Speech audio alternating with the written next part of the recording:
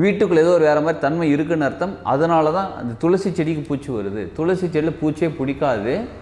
அப்படி பூச்சி துளசி செடியில் வருது, இல்லை துளசியை வந்து பூச்சி அரிக்குது, ஏதோ ஒரு விஷயம் நடக்குதுன்னா வீட்டுக்குள்ளே தெய்வீக சக்தி ஏதோ சரியில்லை, ஆர் தீய சக்தி ஏதோ வந்திருக்கு, ஆர் பெண்கள் மனசு சரியில்லை, வீட்டுக்குள்ளே ஏதோ சூழ்நிலை சரியில்லைன்னு அர்த்தம்.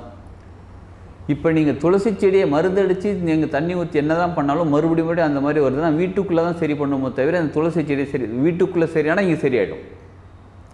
அப்போ வீட்டுக்குள்ளே என்ன நடக்குதுன்னு பார்த்து சரி பண்ணுங்கள். சரி இதை எப்படிங்க சரி பண்ணுறது, வீட்டுக்குள்ளே இந்த மாதிரி ப்ராப்ளம்னா எப்படி சரி பண்ணுறதுன்னா நீங்கள் கரெக்டாக இருக்கும். 7 துளசியில் எடுத்து போட்டுக்கோங்க, கொஞ்சம் ஏலக்காய் எடுத்து போட்டுக்கோங்க, போட்டுட்டு அதை பத்திரமா நைட்டு மூடி வச்சுருங்க. காலையில் ஏந்திரிச்சு நல்லா ஃப்ரெஷ்ஷாக குளிச்சுட்டு குடிச்சிட்டு மிச்சம் இருக்கிற தண்ணியை மா இலை இல்லை வேப்ப இலை வீடு ஃபுல்லாக தண்ணி தெளிக்கும் போது வீடு ஃபுல்லாக தெளிக்கும் போது வீட்டில் இருக்கக்கூடிய தேவையில்லாத தீய சக்திகள் சரியாகிவிடும், போயிடும்.